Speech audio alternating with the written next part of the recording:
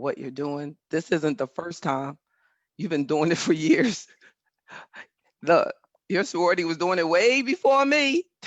Yes, indeed. Thank you for all that you do for the community.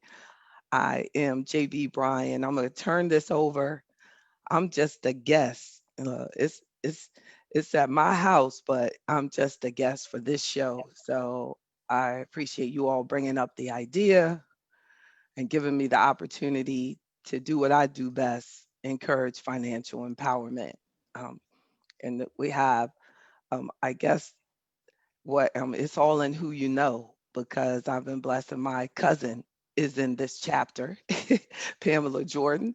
So I'm gonna turn it over to my big cuz that has been bossing me around since day one. She looks gentle, but she comes correct. Here we go, Pamela Jordan. Thank you. Thank you. Good afternoon, everyone. On behalf of the Alpha Kappa Alpha Sorority Incorporated New Chi Omega chapter and the Economic Legacy Target Committee, we want to welcome you today to our annual economic event, Now Gone Viral. Our theme this year is Financial Empowerment Part 2, Mm, Post-Rona Rehab. I am mm, honored to welcome and introduce our featured speaker, J.B. Bryan. Ms. J.B. Bryan is the President and Chief Investment Officer of J.B. Bryan Financial Group Incorporated, a registered investment advisory firm and the home of AfroEconomics. In 1995, J.B. Bryan started the first Black-owned registered investment advisory firm in the Richmond, Virginia area, and quite possibly the first 100% Black-owned RIA firm in the state of Virginia.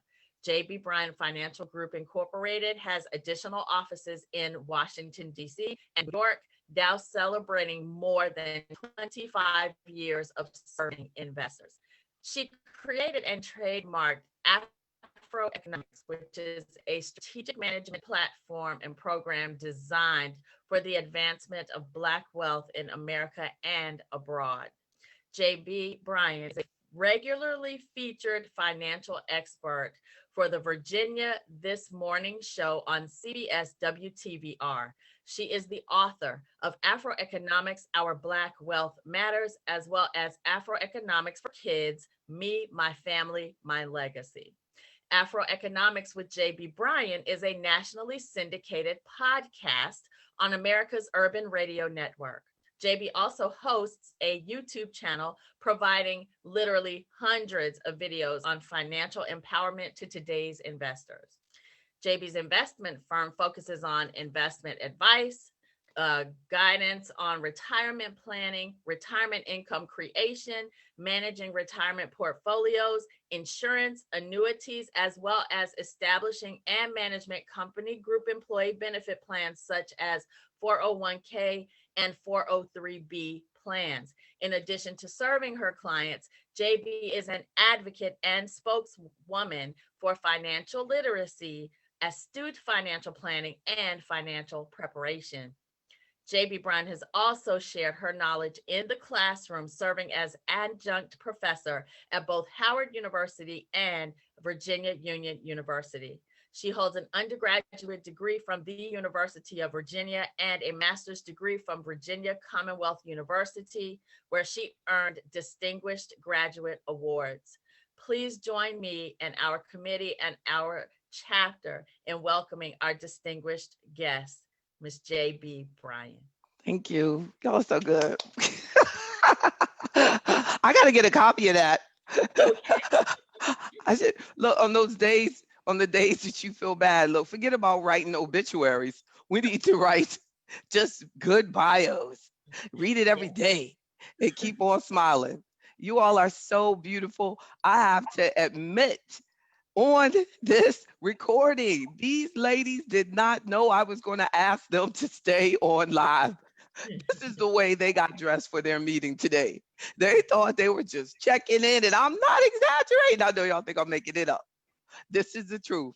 I just wanted to see it's a test. So to all the young people out there, you got to be ready for your opportunity, because this is a wonderful opportunity for them to actually multiply this workshop. I said, we're going to record this so that you can put this in your library.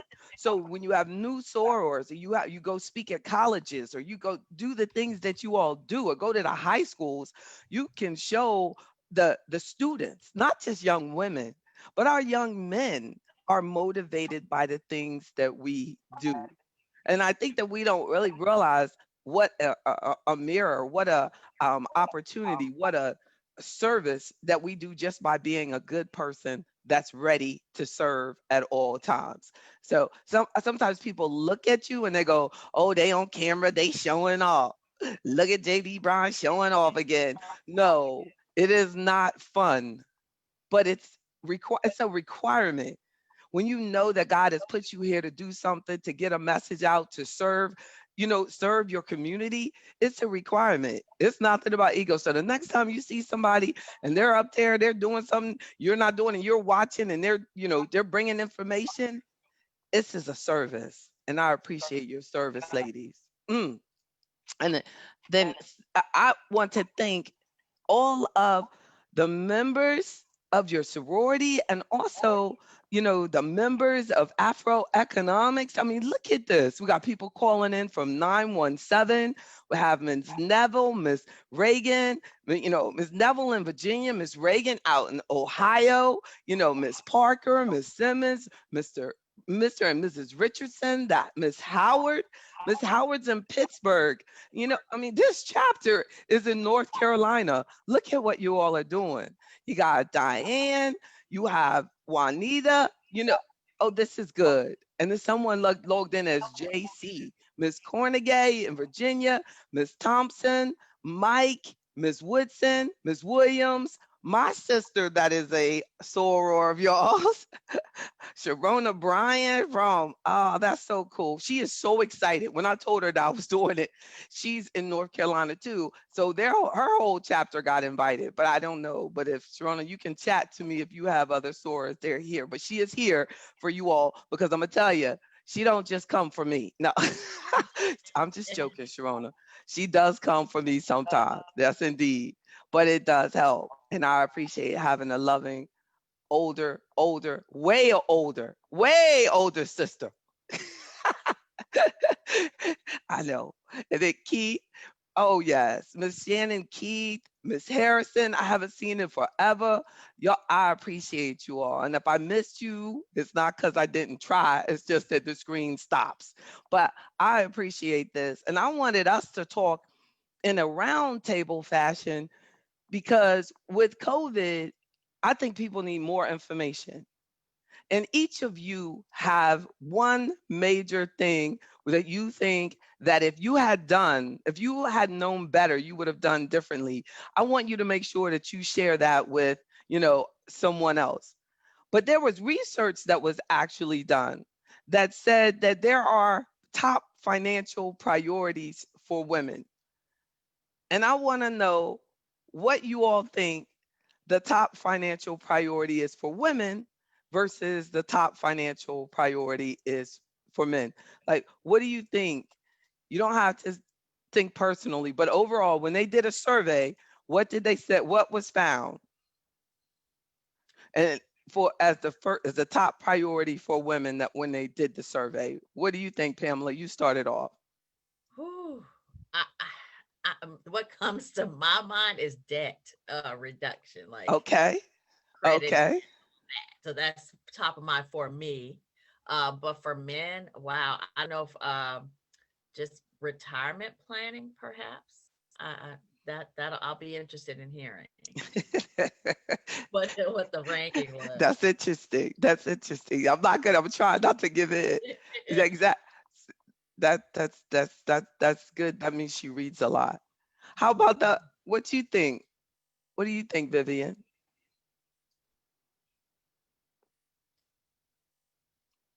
Good answer. I was trying Who? to unmute. I Uh, know, right? okay.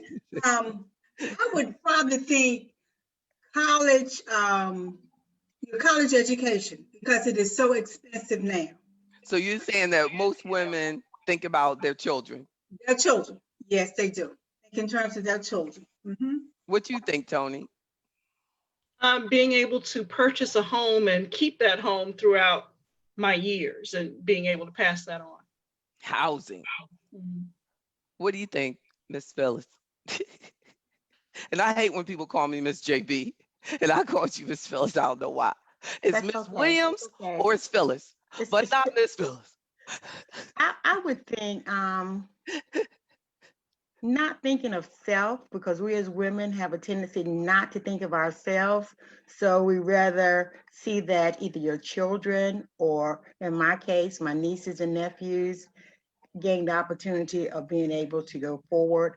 And as far as men, I think men would rather that they not invest. They want to see productivity right now. And that's just speculation off the top, but we'll wait to get the right answer from you. Well, all of your answers are right because they're what you think. Exact. What do you say, Angela? Pretty much the same thing. Family, my daughter. Oh, Yeah, pretty much. what about you, Tasha? Wouldn't it be funny if she unmutes and it gets real loud?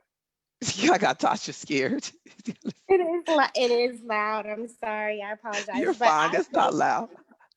I think a family for women, I think it's family, making sure that your family is taken care of now and later. And I Mm. think for men, I think it's probably the same thing, but also home ownership.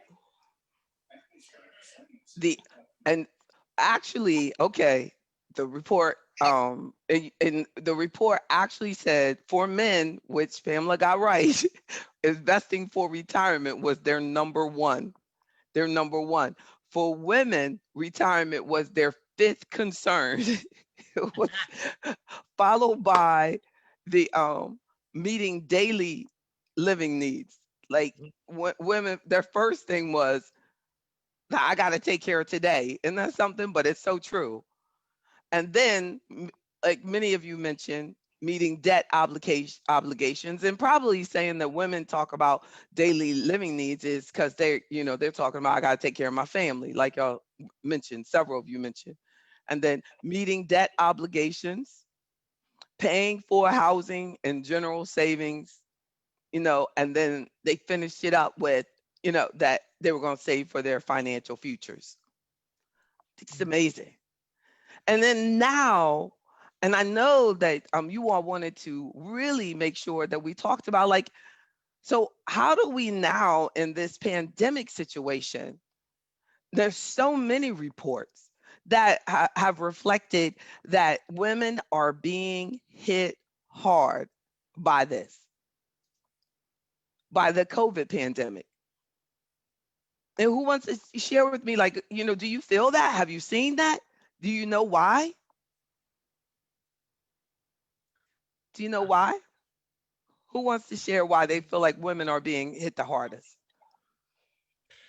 Now, economically speaking, Oh, yes, I that's don't all know. we're talking. I'm sorry. That's exactly. We're just talking about why women are being hit the hardest financially by the COVID-19 pandemic. Now, a lot of things that I would see in the news would talk about the job market. People were losing their jobs. And Hmm. so, not sure if, how that gets balanced with families, and Hmm. then people are living alone. Say they lose that job, they may have to pull into their savings, retirement, something, tap into something. That's So, right. that's my initial thought. And who's more likely to have the family as a priority? The woman is The more woman. likely to be the custodial parent.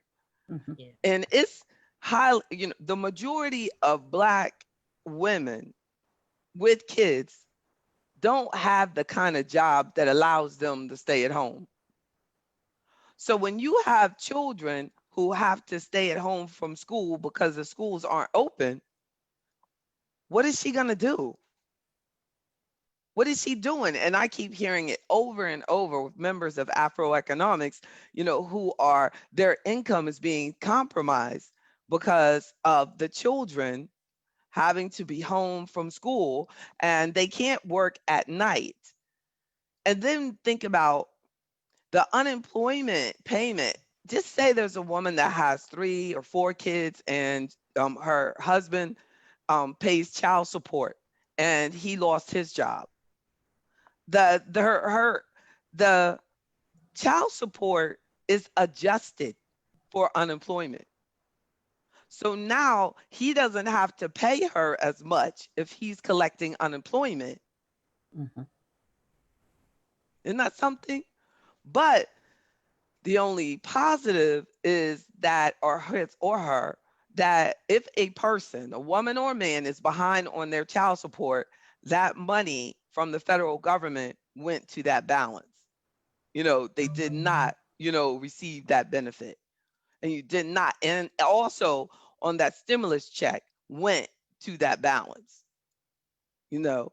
But I'm really the stimulus check. I'm not sure that 600 from the federal government and unemployment, they may have received that and received lower unemployment and lower child support. So that's all the, ways that, especially for the Black community, that COVID is forcing the Black woman to be better about her finances. And I've seen us start to make some major moves this year, unexpected. I thought that COVID would slow us down, that we would not be as financially conscious. But actually, I've seen the membership and financial planning become a larger interest, and that women started seriously saying that I want to get my finances in order. I've got to do better than this. These are the concerns. I need someone to talk to.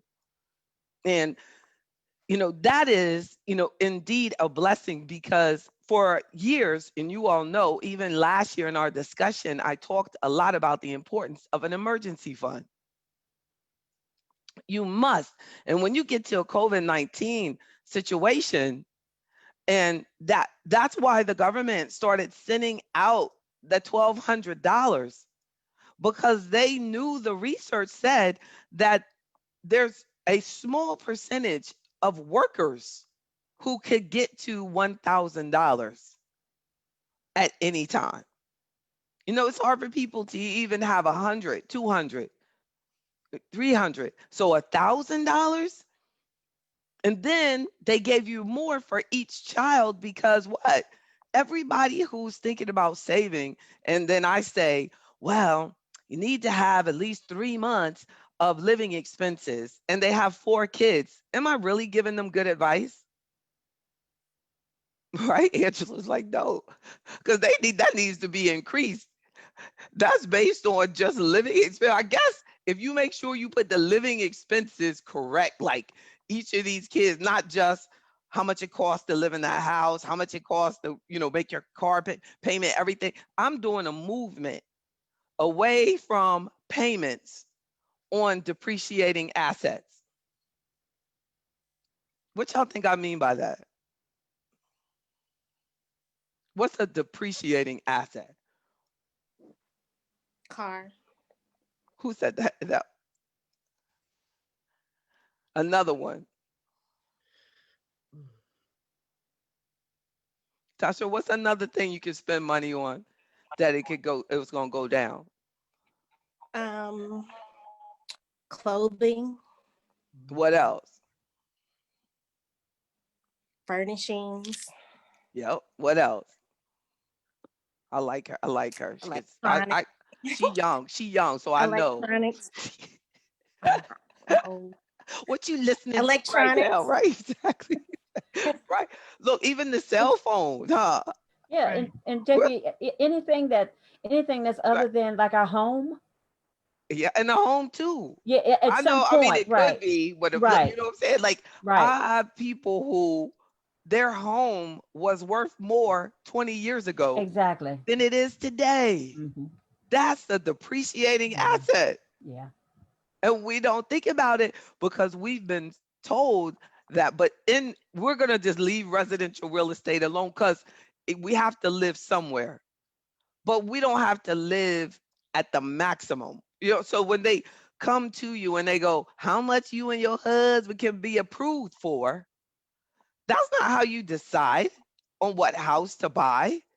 You decide on how much of my income exactly I am willing to spend on housing. And that should be, we really should be keeping that around 30% of your income.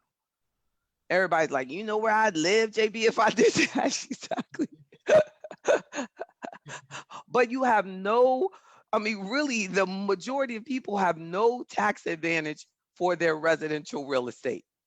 The overwhelming majority are not, their interest is not even giving them a tax advantage because the standard deduction has been increased so much that even before we had the standard deduction that we have now, which is so high, it's still over 70% of Americans were taking the standard deduction, which means the majority of us were not able to write off the interest. So they bought the house because they told you could write off the interest, but you weren't getting the benefit, and you were going and doing a Schedule A every year to itemize just to take the standard deduction, and they were charging you extra to do that itemized sheet. You walk in the door and they say, do you own a home? And you go, yes. So then they do it, even though they know you need to do some pre-calculations. That's why with the members, I spend a lot of time on reviewing tax returns to let them see. Like one client was telling me that she sold her primary residence. And then she said, so I think I might have a tax problem. And then I was showing her that her primary residence really is not what took her over the standard deduction. It was all of the money that she had given to charity. She really, and the older that your house gets, the lower the amount of interest that you're having. So never buy a home seeking a tax advantage.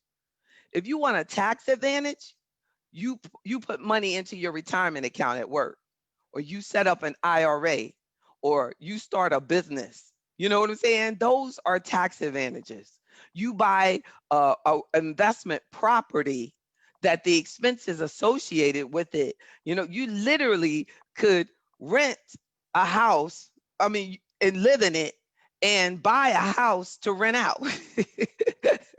And if it was just one person, they could come out ahead. Like, say you have a house with no mortgage and it can house 4 people. You move out and rent and take a fraction of what you're making for them to live there, and you be coming out ahead. And you can write off all of the expenses associated with the rental property. So then you become a business owner, that has minimized their living expense. But there's a lot of people, and research shows, I had the exact statistic, that it was saying that the people that buy the most expensive homes are white men and Black females. Isn't that something? The two extremes of wealth. When Black women and women of color have the lowest wealth, and white men have the highest wealth. So what's happening is we're making good income, but we're financing it. So you can live on the same street. One of you might have a payment and one of you might not. You could have a $500,000 house and it's got you strapped. You live next door to a 10 millionaire. That's nothing to him. He's living below his means. But we think, that we've bought, this house and we're keeping up. No, because, we have, everything that we do has to have a financial strategy to it. And in AfroEconomics, I really focus a lot on moving away from depreciating assets. And what I'm saying about the depreciating assets is that we have been socialized that it's okay to have a car payment, but it's not okay to have a car payment. We are not supposed to have a car payment. So the time we're going into the car dealership, and there's also research that shows, and Google this, research showing Black people discriminated against in car purchases. They did the study, and it showed especially Black women were purchasing vehicles paying higher purchase price and higher interest rates. So we're just straight being robbed. And they would say things to the Black women like, well, you know, your credit. And they would go, okay. And their credit would be better than the other people they studied. So the black woman will go in and they go, yeah, I know my credit's not that good. You know what I'm saying? And they go probably to their office and just laugh. Like they're one of these major financial service firms. The black people that worked there sued the company. They had them on recording joking on this black lady saying she ain't gonna have that money long. She had like won a lawsuit or a lottery or something. You know, we have to be conscious of how much money people make on us not knowing our finances. And then so the other day, last week, not this Wednesday, but the Wednesday before, because I do workshops every Wednesday night. And I had a Wednesday night about things that we say that are not really true. Like, like things like that are like how we have to like change the words that we use. Like, and this is the one that made everybody the maddest. I had I can do bad all by myself, and I don't like that. So everybody went on defense. Like several women went on defense because they were like, no, what we mean is that if I'm alone, I can do bad. I don't need you to be bad. Like, so I could do bad all by myself. Like, and my thing is, why would I be alone and do bad? Why would you use a confirmation on that level to accept that it's okay to do bad all by myself? Do y'all feel me on that? You can do better. Why wasn't that phrase created to be, I can do better all by myself? Why do I have to do bad all by myself? Right? And these things are so important, the things that we have accepted as that to be true. What is a stereotype? Y'all share with me. What is there a stereotype or something that we've accepted that you don't feel that we should accept?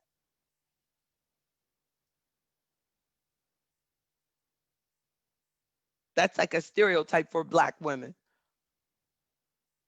You got me hard questions.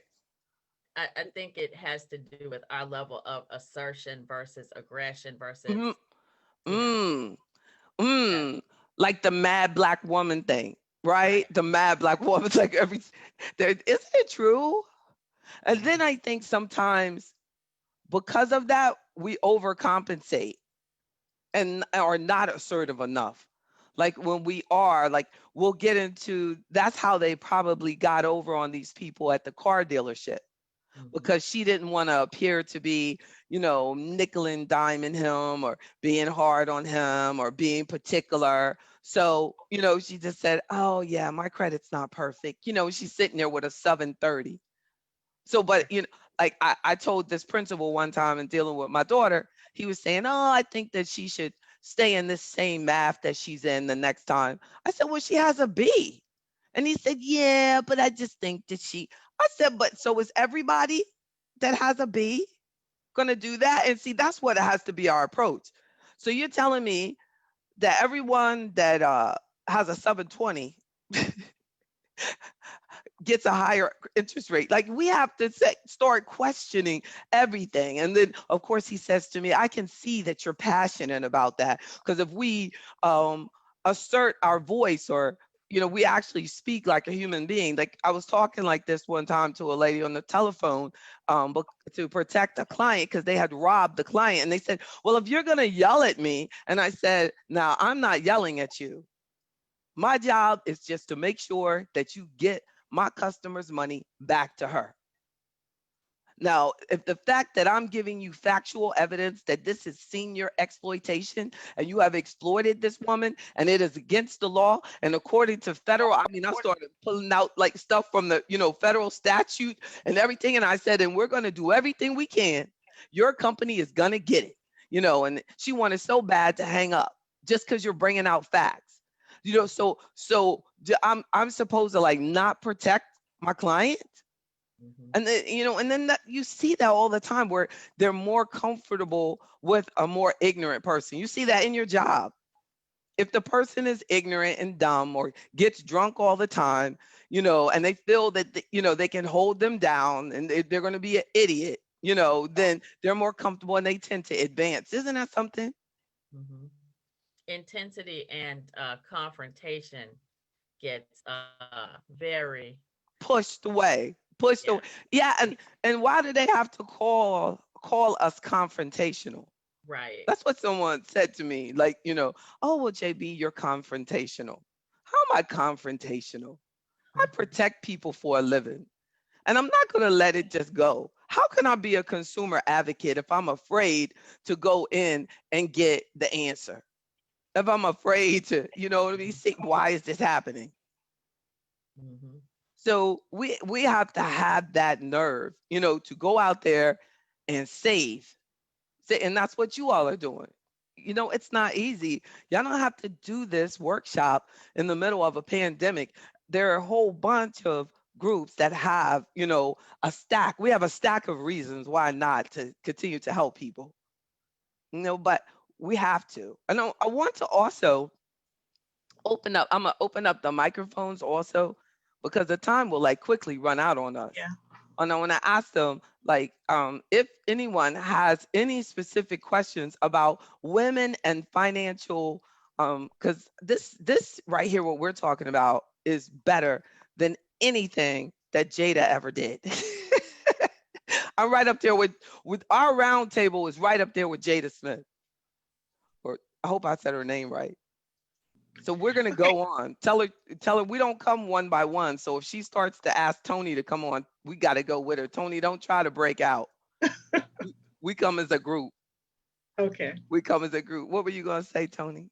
Okay. Now, JB, I have a question. You were talking about purchasing a home being a depreciating investment. Okay, but Possibly. I'm a woman of a certain age. I've now retired, and I bought into the dream years ago. I've purchased my home. It's almost paid for. That's How right. can I use that as an investment now? What do I do now? If you plan on living in it, you know, the challenge with the home is the older that it gets, the more expensive it is. Isn't that something? And it has no tax deduction. Hmm. That's why you see these very expensive rental senior communities. And it's going to be more and more because people have put money away into your retirement account. Then Hmm. all of a sudden, your house needs a roof. Then all of a sudden, your house needs a floor. Then all of those are like 50, say you have to take out $50,000 out of your retirement account. You know what I mean? To fix the roof. Now, everybody's residential property is not depreciating, it goes up. But if you are still living in it, why does it even matter, right? The only thing you could do is refinance, take the money out. You know what I'm saying? Just keep staying in debt. So if you're living in it, we have to make sure that where we live is the most affordable place for us to live. So sometimes people retire, they get a $3,000 pension, and they go out and buy a $2,500 house. You know what I'm saying? So they get, money gets real tight. And then that's not factoring in 10 years from now, that house requires a savings account. Like it's going to require maintenance and I mean so much money, especially this year with people staying in their homes. So we all have been socialized that that's what you do. You get a house. I mean, you're not even successful. Your mama ain't even think you doing nothing unless you go out, get that government loan and buy that house. So but what we have to do is be smart about it. Buy the most affordable home in the best area. Exactly. You know, Angela, you can open up but buy the most affordable. Angela, you can, if you unmute, you can ask that question live. So I want to make sure I answer it the way you are really saying. Okay. Hi, ladies. I'm Angela from, I'm currently in Colorado, but I'm from Cincinnati, but from Colorado.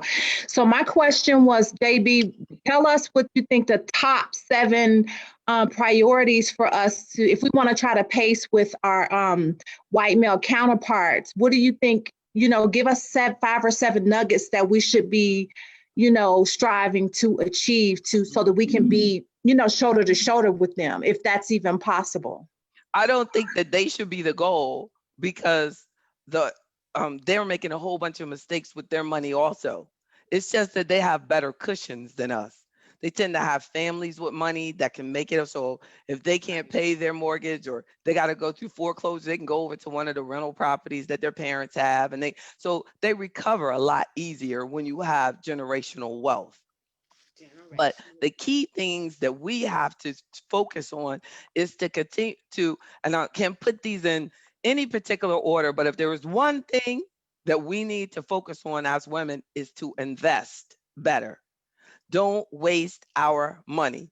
Now I'm saying invest in yourself, invest in your business, invest in, things that increase. And what more valuable thing to invest in than in you? So many of us do have school loans. And then we think, oh, that school loan, that's so big. That's such a waste. It's an investment. And in actuality, the school loan is probably a better investment than the loan that you did to what? Buy the car or buy the house. Especially because a lot of people are buying houses with 4 bedrooms and they're in there by themselves, but they're complaining about a school loan. If you had to borrow money to go to school, because we know that you need to have skill, but what we do is we go into, so we have to be careful about how we invest our money and stop having a payment mentality on how we spend our money. Oh, I can get that, because these things that depreciate and they allow you to finance it, like the fancy clothes and the department stores and the shiny shoes and the expensive purses, they don't go up in value. But what if you were starting your own business, becoming a consultant, using that degree? We got degree, we're more educated than any other group on the planet, but we undervalue our expertise. So I love it when I see Pamela online selling jewelry. She's an educator, but she has bought into the advantages of having the business so she can write off something. Saying, like, if not, she'll have any tax deductions, and she enjoys doing it. And what are we doing? Always buying something. And a whole bunch of people that make money, buy jewelry.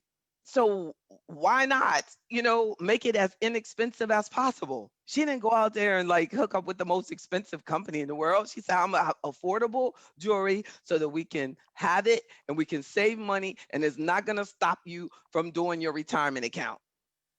But so we need to focus on making wise investments, avoiding the payment mentality, developing an emergency fund, marry smart.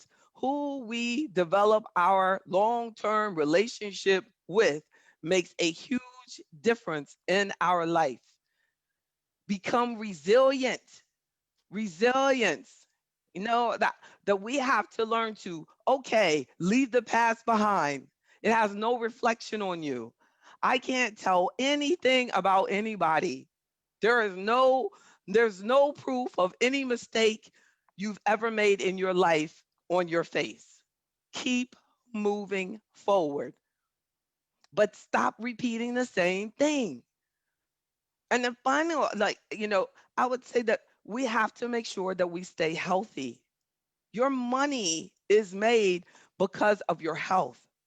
If you're not healthy and making healthy choices, all of these winos and women who think that it's okay to drink yourself to death, it is not.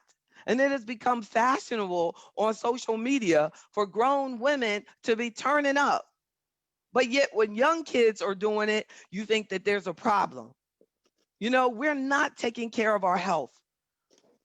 We need to get up there and get up. And if you're showing your next generation how to take care of themselves, you are showing our habits and the next generation of women and men are based on the behavior that we have. And then we keep making excuses. No more excuses. Okay, you can't afford that. Lady asked me the other day, she, bought this car. She makes $4,000 a month. Her bills go up to 3,900. She said, well, just bought a car for $800. She said, what would you do? And she didn't know me, so she joined after she bought the car because she was going through such duress. And I said, you don't want to know what I would do. She said, no, I want to know what you would do. Because she was refinancing her home to pay off the car and pay off all these things. I said, I want you to realize how serious it is when you take your ownership out of your house to pay for something that's just a consumer item. If I made that kind of mistake, I would get in that car, drive to the dealership and leave it and Uber back home. That's what I would do. Well, I like my car. I said, well, you asked me what I would do. It's like we get emotionally. How in the world can you get emotionally attached to something like that? Like, but I feel that we have to move away from the materialism, or you are going to be as miserable as many white men. You know, that everybody is fighting to create a better life for themselves. I don't live in this fictitious, because I work with white men all the time. I'm in a white male dominated industry. White men have helped me build my career. I remember a white man telling me when I became a stockbroker, he said, if you think people are going to like you, you might as well forget it. In order for you to be successful up in here, you're going to have to make a whole bunch of white boys up in here mad. And that's what I did. You know what I'm saying? That's what I did till I started my firm. You know what I'm saying? But they got nothing but mad respect for me. And I got nothing but mad respect for them. Nothing, the majority of white men that we see it was not put into their mouth. They have fought for that, where they are in life. They have fought for it. And we got to do the same. We've got to do the same, and they're working and working and working and working. This little fib that gets told to us, like, most second generational wealth is lost. That's most second generation is wealth is like just gone, because the people have and that's what's happening to our community, and that's what's happened to their community. So most of the white guys that we see that are making money, that are putting retirement first, that are investing, they're just as concerned as we are about how are we going to continue to live? How is this pandemic going to impact me? How am I going to make it? And I was telling this black guy that one time, he was like, nah, they get it. But I know, because I've seen them work and call 100 calls. You know what I mean? Not all of them came from rich parents. That's right. So it's like, the reality of it is, you know what I mean? That we have to make better decisions with our money and become the example that we can be. We have had generational oppression. That's my strength. I can pull through anything. I'm a warrior. I'm undefeated. No one can stop me. That's the way you have to see it. I can make this life work. You can't stop me. But we're folding and we're buying things to try to make us feel better. And then we're getting old and being broke. Statistically, a Black woman is highly likely to become old and broke. When I look at people, I try to just look up, like, where, just pick anybody. Aretha Franklin, right? Just say Aretha Franklin. Did she die with a lot of money? No. Did she work a lot? Yes. Did she make a lot of money? Yes. Let's pick somebody else. Pick anybody. Whitney Houston. Did she die with a lot of money? Mm-mm. Did she make a lot of money? Yeah. Let's pick somebody else. We're going to get one that did. Let's pick somebody else. Huh?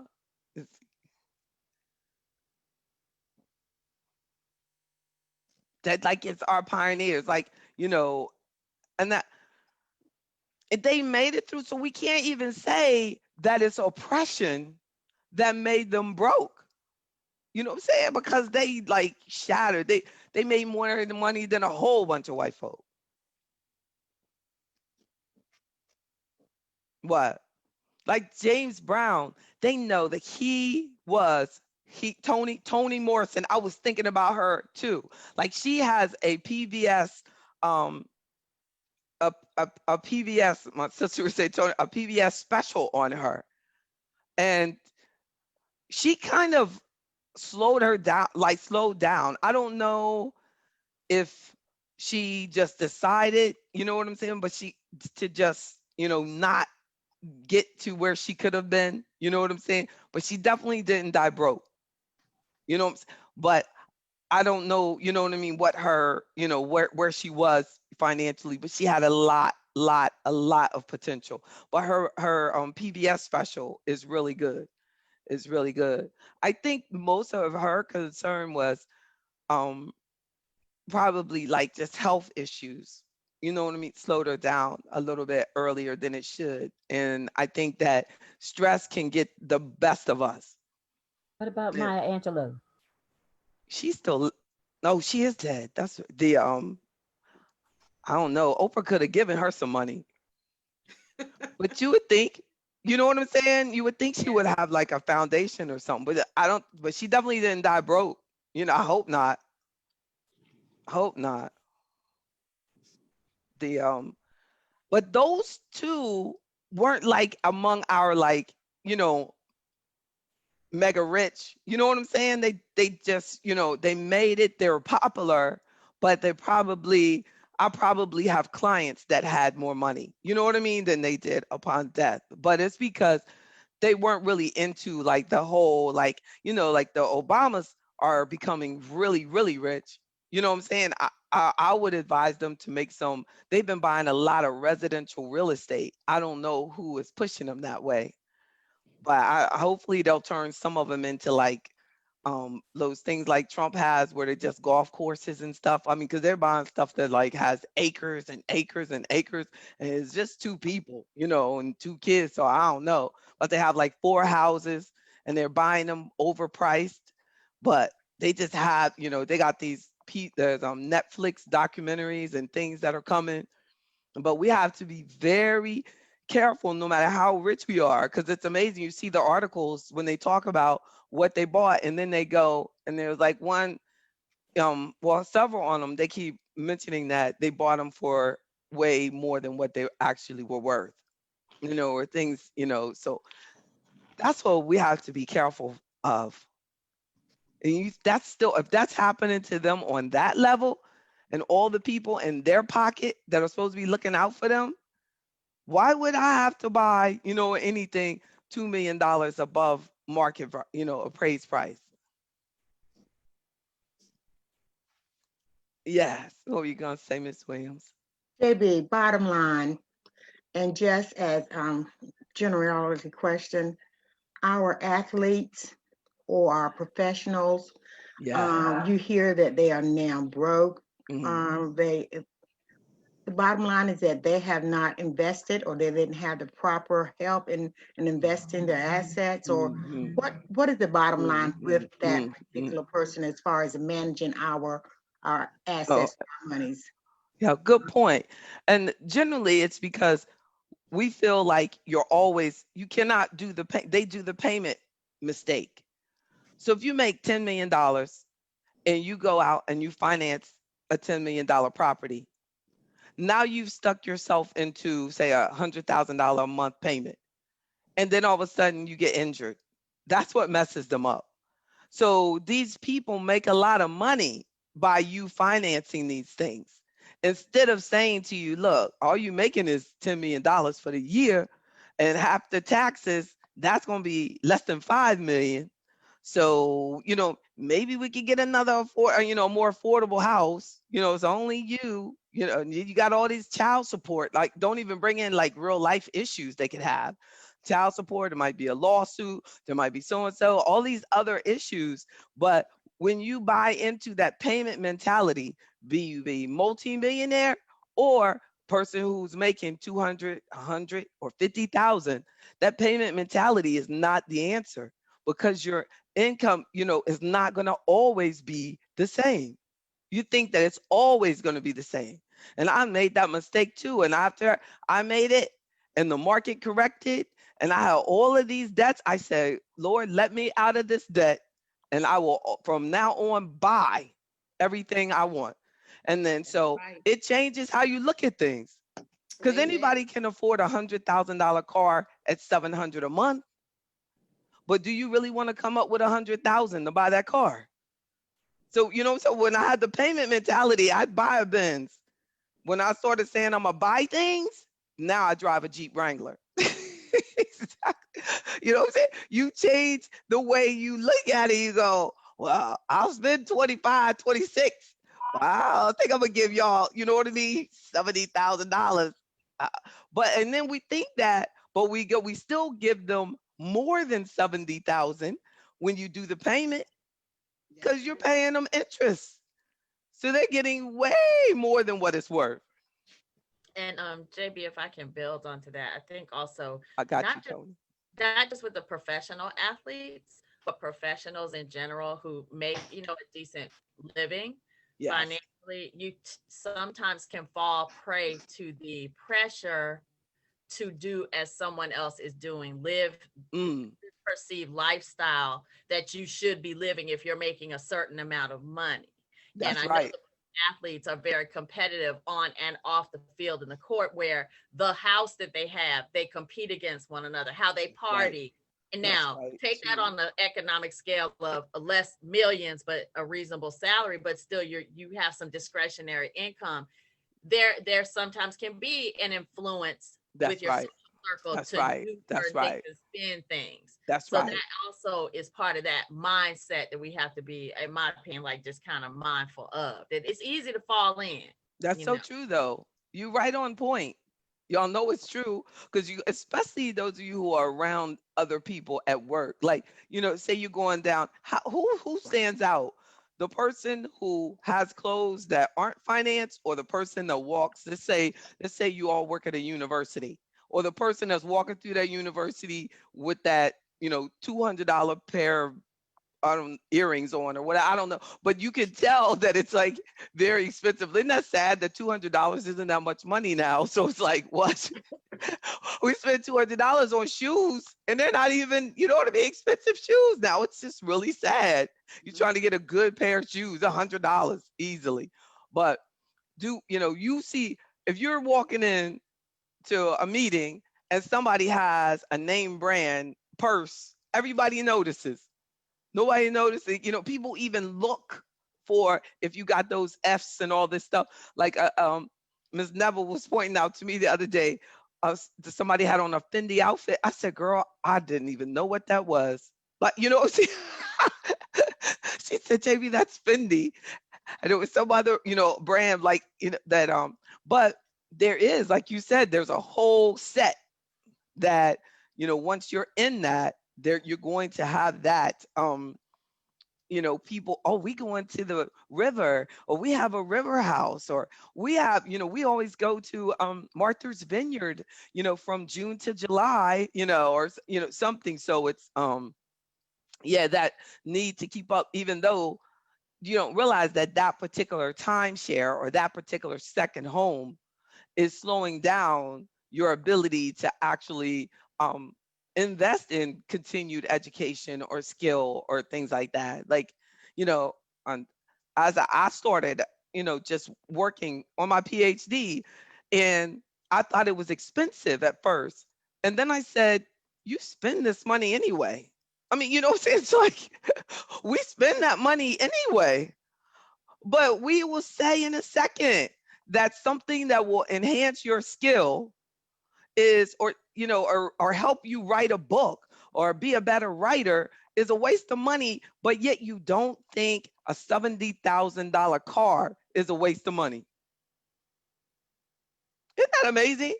Like we can get from point A to point B in so many different ways. We can ask people for a ride and really save some money. We got to have insurance. We got to have the car. You know what I mean? You got to have maintenance. All of that. A car is very expensive. A car is more than a graduate degree. And people go, I'm not going to do that. I'm not going to do that. Shoot, you can even finance it and not even worry about the payment later. Somebody can become, they can get the skill, they can become a cosmetologist, they could become a barber. I think you can get, like, there are accredited schools to get skills, which is sad because you used to be able to get out of high school with a skill. And that is a challenge now because people have to pay to get that extra to become an electrician and to get the nursing skills for a basic nursing level. You used to be able to leave high school with that. And that's something worth talking to your local government about. How do you get the trade schools back? But we have to invest in that. Instead, oh, I won't be able to go on my vacation if I do that. Mm. But we can't. We can. I mean, I know I wouldn't be. My daughter's school wouldn't have a zero balance for tuition if I had expensive cars and had been on vacations this year. But I was just able to, because of sacrifice. And people think, oh, it's because you make a no. Some people sacrifice. I mean, there are people who make $30,000 a year and have hundreds of thousands saved. It's about sacrifice. Haven't you seen that? Lady that was working in the cafeteria had $1 million and leaves it to the college. You're like, what in the world? Sacrifice. Because she didn't have any Joneses to keep up with. Right? She's like, everybody, look, people probably giving her money. She had more than they did. They were like, yeah, that's assumptions. But we don't. Yes. Question. We're hearing political ads, and it may be scare tactics, and it might be completely true, but we're seeing ads on TV about the possibility of Social Security going away and being non-existent in a few years. Can you talk a little bit about that? And I really appreciate you talking about investing and saving and setting up that emergency fund. Can you talk about how something like that happens? Something we've invested in all our lives can go away and that's right. not exist in a few years. That's right. Then if you look up Congressional Budget Office, they actually have evidence in the Congressional Budget Office website that says Social Security will end in the 2030s. Like they will run out of money. So they're going to have to address, where that money, where is it going to be moved from? How we're going to reappropriate, the money. Plus, COVID is creating a big adjustment because wages are so much lower. People turning 60 this year are their Social Security is going to be set in at what's said could be a 8% or higher lower rate. So that's going to impact millions of people that are turning 60 because there's a wage adjustment that is done at the age of 60 to tell what your payment will be at 62.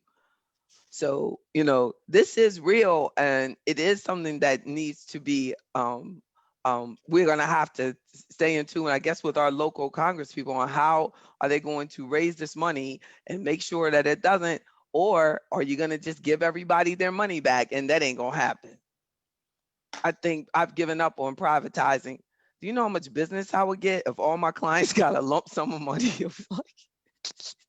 here's your, but they'd also, I feel they would do better because, I mean, think about them.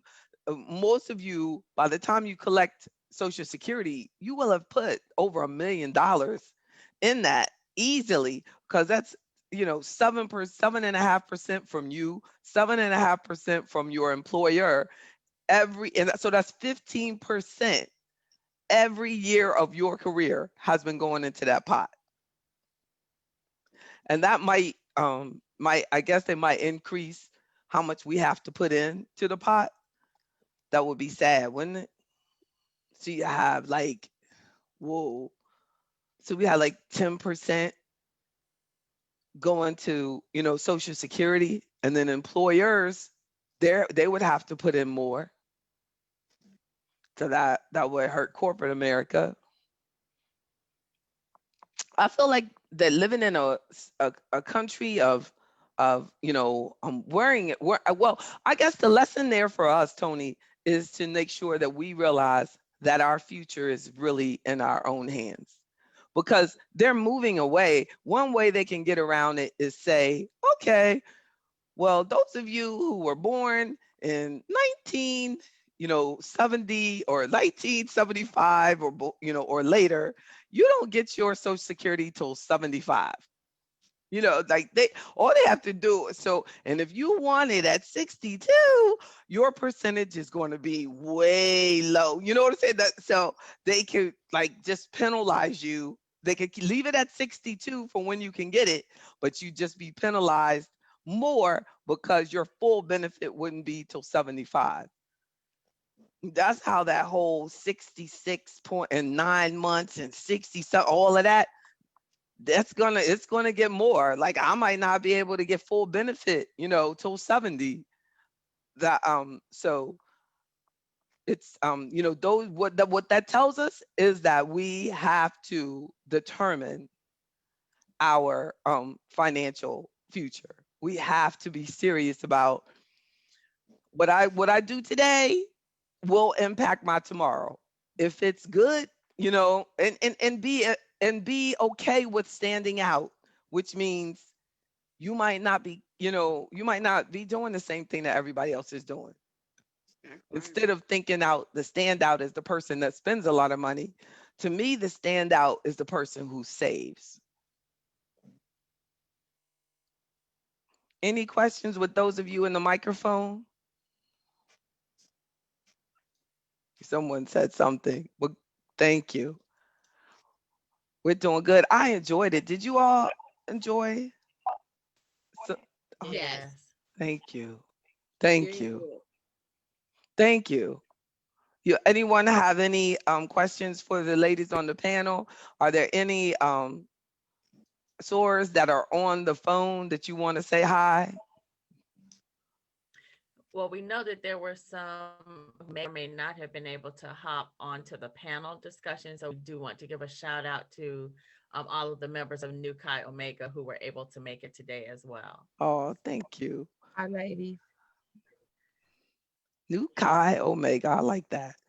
Yes, and also for any visiting sorors from all over who heard about the webinar and who have tuned in as well. We want to welcome them, and we appreciate everyone who was able to believe that. We're excited about the video that will replay, so other people can hear the conversation, Oh, join the that's so conversation true. as well. So we're That's so excited. true. That's so true. I forgot we are recording this. And thank you all for being so generous. Y'all are beautiful. If y'all weren't so good looking, I wouldn't have done it. But I remember y'all from last year being beautiful women. So I said, oh, we can do this. Y'all did great. You are. I have a question. Mhm. Oh, somebody had a question. Yeah. Okay. I want to first of all thank you for doing this and for making us aware of all these things like payment mentality and telling us to get ourselves together. But if you're one of those old women who's already broke, who's already made all these mistakes and you're aged out, it's wonderful to be able to tell the young people. But what do you tell us? Well, first of all, you have not aged out. If you know how to log into Zoom, you haven't aged out, Miss Thompson. You tripping. Wow. I wish I could see you. Say you even sound like you look good. But I know, love. But if you want to have an excuse, because you'll probably live another 20, 30 years or more. And it's, amazing how long that we're living now. So our money has to keep pace with inflation on that. So you have the challenge of making sure that you keep money, but you also have the challenge of talking to a financial advisor like me, hopefully, about how do I keep my money growing, or how do I, make sure that I can keep up with the cost of living. And so that I just say that you have to first be very aware that your words are real. So you are not broke. You are very blessed. You have a lot of years ahead of you, and that you can achieve anything that you want. And please make sure that you continue to dream. I'm gonna tell you one thing I learned from the debate the other night, that 70 is not old, that we can do anything that we want to do. All we have to do is take care of ourselves. All we have to do, because for many of us, our lives, like me, our lives start late. I became, my husband left. I had a 4-week-old child. I had a business to run. I was a single parent, totally unexpected. My life really, she's just getting into college. Here it is, 18, 19 years later. And I feel like I'm at the beginning of my career. I've had my business 25 years, but I haven't had the freedom of knowing I'm okay, she's okay, get after it, JB. This is the beginning of my career. It truly is. And I'm taking everything that God has put me through and to share it with others and know that we are overcomers and we can do anything. I feel like, I know that my best contribution is ahead of me. I know it is. I got a lot more people to help. I have a message, and I know you do, and you have a great voice. So it's the beginning for us. If these two white men can do it at 70, a Black woman could do that same thing at 90. Okay. Oh, JB, I Yeah. just I just want to say you have given me inspiration. Thank you. At Great. at 55, it's Great. not too late. Great. The I've beginning. I've made a lot of mistakes in the past, but like you said, Right. today is a new day, and The you know I'm beginning. yeah, oh yeah, I'm looking forward to it. That's So so good. that's That's so good. I'm new car maker. This is us. This thank That's you. right. Brand new. Indeed. It is. It's just a beginning. Always surround yourself with positivity. I try to, watch the news, but I try to really focus on positive reinforcement every day. Something really positive. Find there's some really positive stuff. Look at my YouTube library. I have over 600, videos on there, all different topics. And on Sunday mornings, I do making the connection with God in our finances. Tomorrow, I'm talking about generational oppression and being resilient. And in Ephesians chapter 6, we are overcomers. We got this. So, definitely, if there's anything that I can do, don't hesitate to reach out. I have a free membership at AfroEconomics.com, and I call it No Excuses because I don't want anybody to have any excuse for not getting the knowledge that they deserve. Just use it. JB, I have a J- question. Hey, JB, Hey. this is your Oh, blood Miss sister. Sharona. Okay. And I wanted to say hello to my sorority sisters from Ahoskie, North Carolina. You have some in? That's great. Yes, I'm representing Zyro Omega chapter here in Ahoskie. I hope some of the others have logged in. I've really enjoyed it, JB. That's so good. I'm glad to see everyone here. That's and so hope good. we can do something together again real soon. That's right. Thanks. Thank you so much. I love you. Love you more. Thank you. She does love me more. I'm just joking. Hey, cousin Pamela. Hello, cousin. That's indeed. But this has been a great opportunity to just share. I'm inspired. I'm inspired too. We need more like this. Y'all have saved somebody. The Mary Thompson that I talked to, I think I probably met her last year. Do you think I did? Oh, great. You That's did. great. And I'm still broken poor. Yeah, right. She got money. I think I remember who it is. That's the one with that nice car, isn't it? Yeah, I got you. Car payment, yes. Look, she said that last year. We came out. What's that? I was like, oh my God. I think it was the I don't know, it was a Benz or it was something extreme. It was huge. Huge and a different color. It wasn't even black. It was like, I don't know, burgundy black. They made a new color for her. I remember that. It's her, isn't it? Yeah, that's all right. Dressed all up. She said she was broke last year. If that's what broke looked like, a lot of people want it. You know, I'm broke but blessed. You so blessed. Like you can't even fake it like that. Look, you can't even look. Her blessings are so extreme. She can't even fake it. They don't even let broke people get what you got. So you, look, it wasn't even used. It still had the new car smell. All right, I got you. I got you, Miss Thompson. You are too Jackie, blessed. Thank you. I think Sarah Tasha may have had a question. I think two names popped up on the screen at the same time. Oh, Tasha, where'd she go? Question. Hey. So JB, what would you suggest if, say, I had an extra $50 a month to invest? I would suggest first looking at the work plan. And then maybe even before that, we would be looking at what's your debt situation, but also at the work retirement plan, because sometimes you're not, if a person has a retirement plan at work, they may not be maximizing it or may not have the subdivision set up correctly.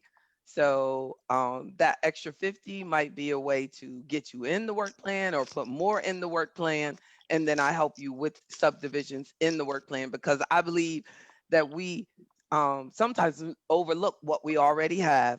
So I help you maximize what you have first, and then we go out of there. And then then it becomes the, do I have some serious debt that I need to get rid of, and put an extra 50 on, or do, because there's a balance between, and then the emergency fund. So like you said, I want to invest something, but the person didn't have an emergency fund. I would have to say, well, we need to get this emergency fund built up first, and then we'll go that next step. So Thank you. thank you. Good question. What about stock market? Stock market is great. I have and stock portfolios that's set up for clients. I have the AfroEconomics has a full array of portfolios in the stock market, and they're selected, or I focus them according to your risk tolerance. But the stock market is great at work. There's many ways in most work plans, even at the federal government, where I can help you get involved in the market through the work plan. Great. Great question. Yes. Sometimes if we don't, glad you brought that up, because sometimes if you don't talk about it, people don't think about it. But what stops us from getting to the stock market level are these everyday things that we spend a lot of time on.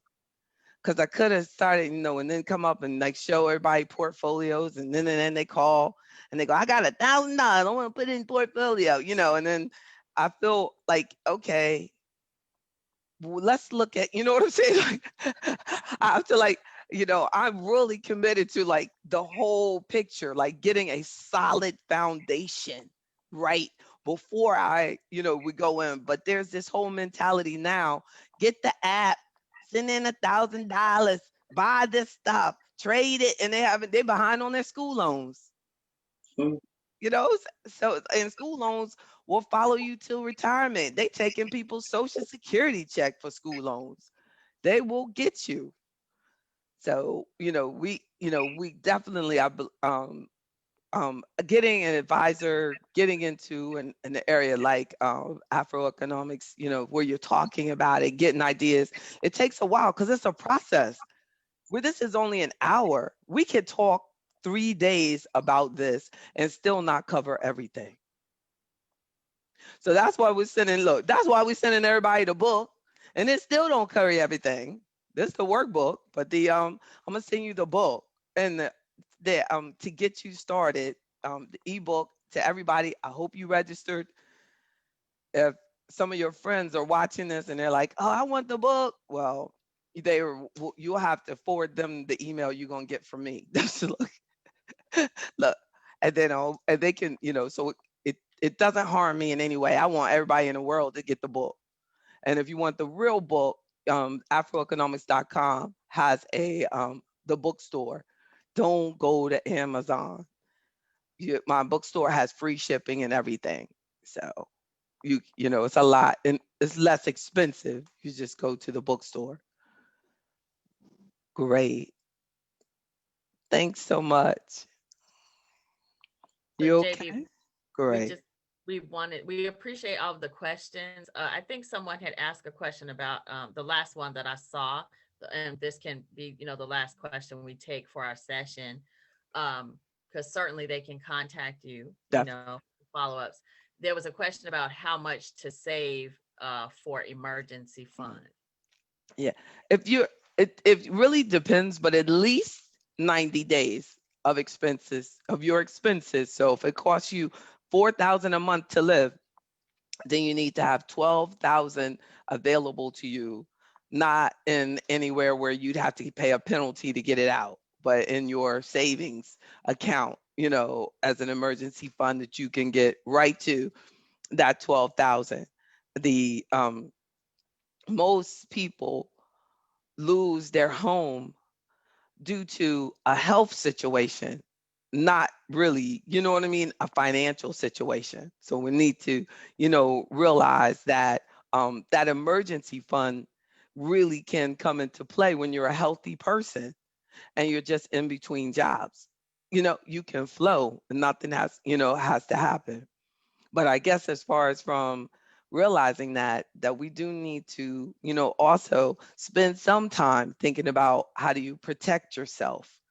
How do you protect yourself? Making sure that you have long-term care insurance, making sure that you have and then most insurances or having disability insurance or having life insurance, but we could do a whole session on just evaluating proper protection for yourself. And the emergency fund is the first level protection for you. Hmm. That's indeed. Uh, Thank you. Thank you, Ms. Wales. Thank you, Ms. Stewart. Oh, okay. Kimberly asked that. Oh, great. That's great. I'm glad you all enjoyed it. And let's make sure that I will make available.